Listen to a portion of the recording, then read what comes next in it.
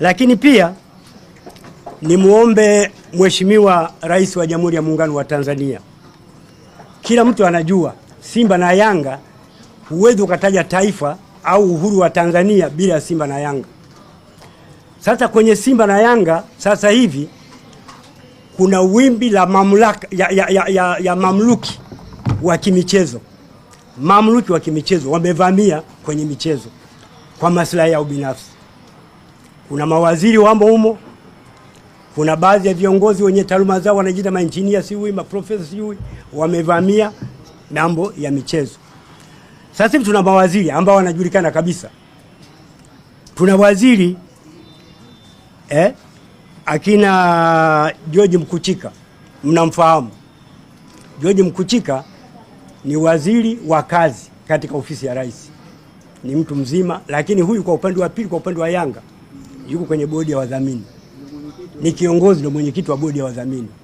Sasa linapotokea swala kama hili, baraza la mawaziri litakapokuwa linazungumzia, si rais kuweza kutoa haki. Na ndio ni rais pia kutoa shinikizo.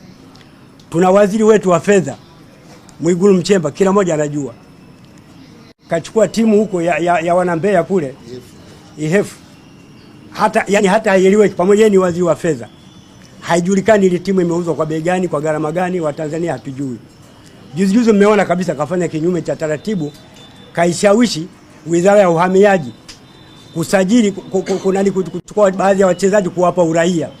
Na sio tunajua hapo sheria ya uraia mpaka mtu akae miaka mingapi ndipo uraia upate. Lakini tayari kwa uwaziri wake katumia mamlaka ya uwaziri kuishawishi uhamiaji kuvunja kanuni na taratibu ya uhamiaji.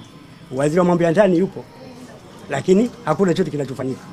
Na leo taarifa za juu nasikia kuna yule kipa kapewa uraia tayari kaitwa kwenye urais kwenye timu yake ya taifa.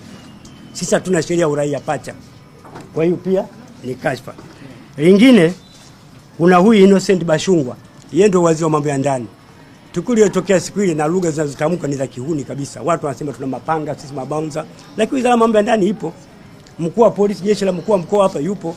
Lakini hakuna hatua zinazochukulika wala kufanya kazi.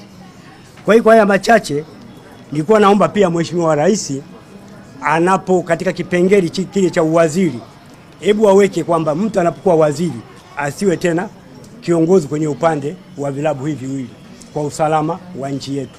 Sisi ni walinzi wa amani. Naomba, nashukuru sana kwa kuwakilisha.